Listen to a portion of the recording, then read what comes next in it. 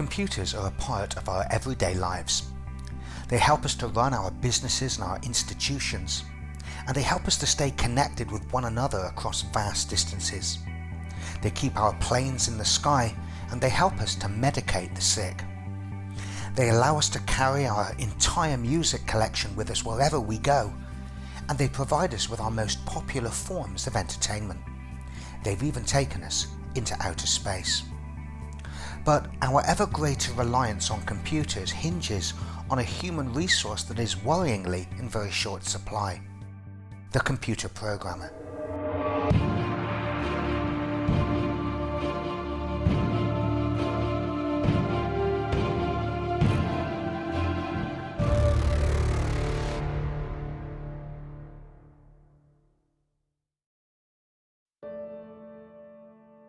It's hard to believe when we see the amazing applications that our computers can run today that all a computer really knows how to do is copy numbers from one memory location to another and perform arithmetic and logic operations on those numbers. But by moving the correct numbers to the correct locations in the computer's memory or out to connected devices such as monitors, printers, scanners, or routers that connect you to the internet, we can accomplish wonders. It is extraordinary that the brain of the computer, the CPU, can only understand a very modest number of instructions and still do all these things. But then again, limited to just the letters of the alphabet, the entirety of human knowledge can be expressed. What makes our computers seem intelligent and so universal is software. Thousands or even millions of instructions telling the CPU of the computer what to do, one simple instruction at a time.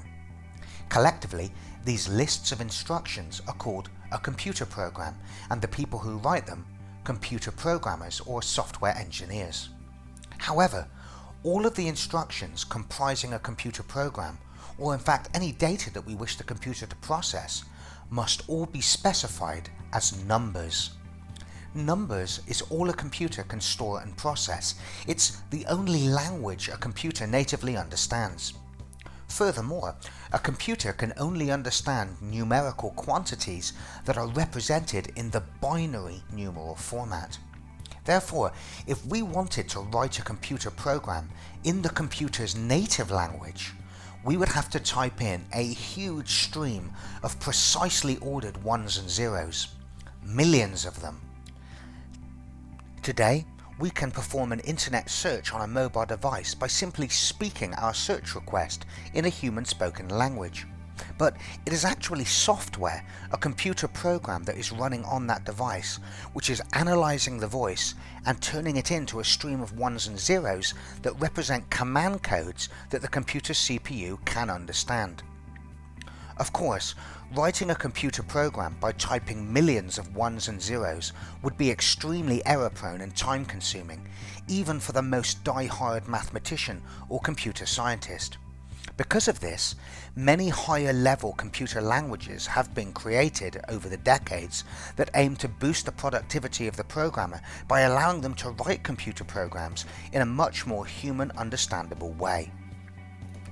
Of course, simply choosing to invent and use a higher level computing language doesn't mean the computer can natively understand it. The computer still only understands numerical command codes as a stream of ones and zeros. Therefore, writing a program using a programming language is usually at least a two-step process. First, the program is written in some kind of text editor. This text file containing your human-readable program is referred to as being the source code, and it's written in a high-level programming language such as C#, C++, or BASIC, to name but a few. Another piece of software, typically called a compiler, is then used to convert your source code into machine code, instructions represented as ones and zeros that the computer can understand. Therefore, programming languages also have a suite of tools associated with them that perform this compilation process, turning your source code for a specific language into a binary executable for the target machine architecture. Now, Microsoft's Visual Studio software is one such example of a suite of tools that contains everything that we need to write programs in a high-level language and compile it into machine code. So, when trying to come up with a higher level programming language that we could all use to make programming computers easier, why didn't the computer pioneers of yesteryear just decide to use one of the already available human spoken languages, such as English for example? They could then just write a compiler that converted those English instructions into machine code. Now, had they done this, we wouldn't have any need to learn a separate computer language at all. However, the reason they can't do this is that human spoken languages just have far too many ambiguities. In short, they are not precise enough. Think of the following English sentence. I thought I would grow up to be a concert pianist, but eventually I saw the light. Firstly, the term I saw the light is actually a euphemism in this sentence to mean I was finally able to comprehend that I was not going to be a concert pianist. Now, those words could be taken to mean that I actually saw a physical light source. When talking to another human, that person would automatically adapt the meaning of those words to fit the surrounding context and understand what I meant. The language compiler, however, has no means to interpret your sentence and ascertain a possible dual meaning.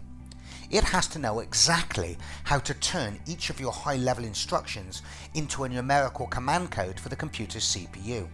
Therefore, we must use a language to communicate with computers that is itself very specific and unambiguous. It might seem reasonable to assume that once it was established that a higher level language with which to talk to computers would be beneficial, that a single higher level language would be agreed upon by everybody, and that single language would be used by all programmers everywhere to develop their applications. But that is certainly not the case. There are currently over 2,000 variants of computer languages out there, although admittedly only a very small few have popularity in general use. These include C++, BASIC, Java, C#, ActionScript, JavaScript, PHP, and Boo, to name just a few.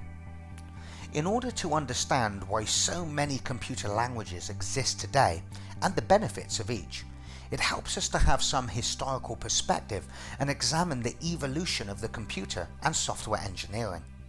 Understanding the way things used to be helps us greatly understand why things are the way they are today, and how computer languages have evolved over the years to cope with the scale and complexity of modern applications.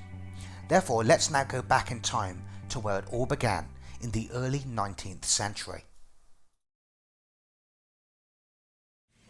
By the early 19th century, Europe was in the grip of the Industrial Revolution, with industry and commerce relying increasingly on the fields of engineering, navigation, surveying, finance, and science.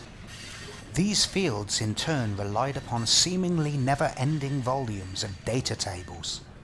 Tables of coefficients for complex formulas for trigonometry, gravity, interest rates, tides, and astronomical data, to name just a few. These data tables had to be calculated and written up by expert mathematicians called computers. Given the complexity of the task at hand, these human computers would frequently make errors in their calculations, allowing incorrect results to find their way into these tables. Human error was seen as an unfortunate reality, and government and industry got used to the idea of working with erroneous tables and the vast cost associated with it.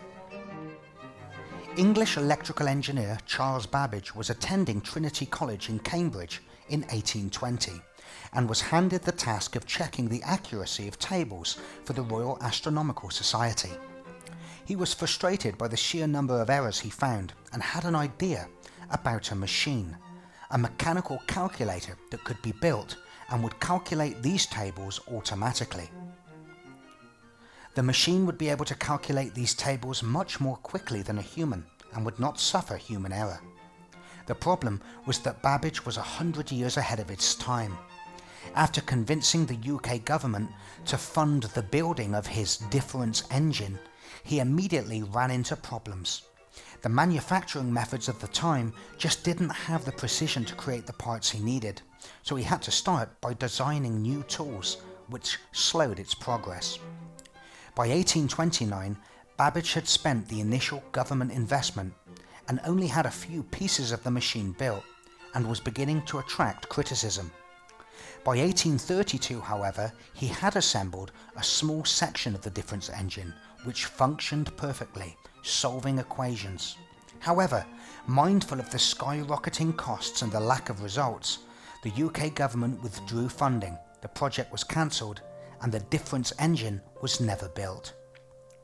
Although disappointed by its cancellation, Babbage compounded its demise by already proposing a vastly superior device he had designed called the analytical engine.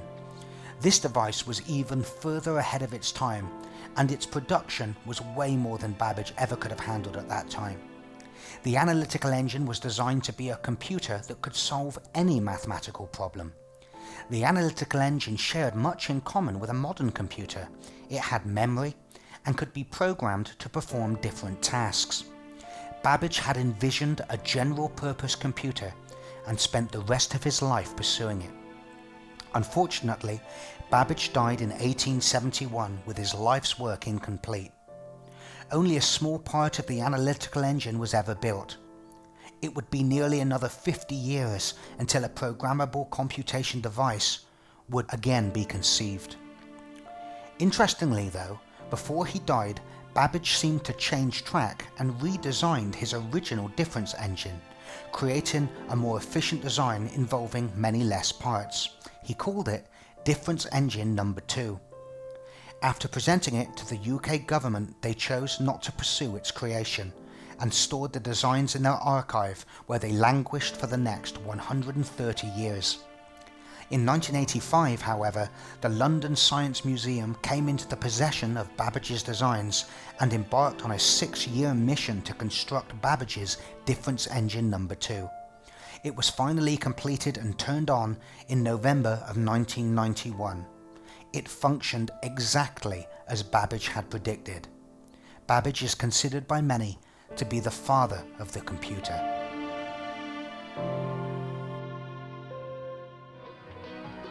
Two and a half decades after Babbage's death, and across the Atlantic in the United States of America, the use of mechanical computation devices was once again being championed by Buffalo-born inventor Herman Hollerith.